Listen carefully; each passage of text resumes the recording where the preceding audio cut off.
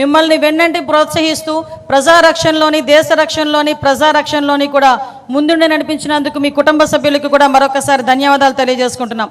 మరి ముఖ్యంగా గౌరవ మాన్యశ్రీ ముఖ్యమంత్రి నారా చంద్రబాబు నాయుడు గారు విజనరీ లీడర్. ఈరోజు రాష్ట్రం అభివృద్ధి సంక్షేమ కార్యక్రమంలో ముందుండడమే కాకుండా అనేకమైన పెట్టుబడులు మన రాష్ట్రానికి తీసుకురావడంలో ముందుండి నడిపిస్తున్నారు. ఈరోజు రాష్ట్రానికి పెట్టుబడి రావాలన్నా, అభివృద్ధిలో ముందుకెళ్లాలన్నా, సంక్షేమం సక్రమంగా జరగాలన్నా కూడా ఈరోజు మనందరం కూడా ప్రజలందరూ కూడా నిర్భయంగా భద్రత పటిష్టంగా ఉండే పరిస్థితి ఉండాలి.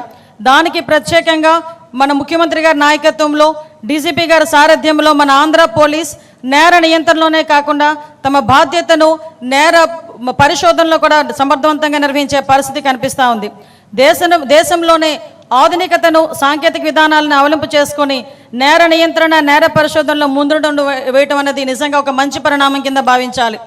పర్టికులర్గా ఎప్పుడూ కూడా మహిళా రక్షణే దేశ రక్షణగా ఎక్కువగా భావించే వ్యక్తి, మహిళా రక్షణకి పెద్దపీట వేసే వ్యక్తిగా ప్రతిసారి కూడా తన అడ్మినిస్ట్రేషన్లో మహిళలను రక్షణగా ఉంచాలి, భద్రతగా ఉంచాలి, భరోసాగా ఉంచాలి.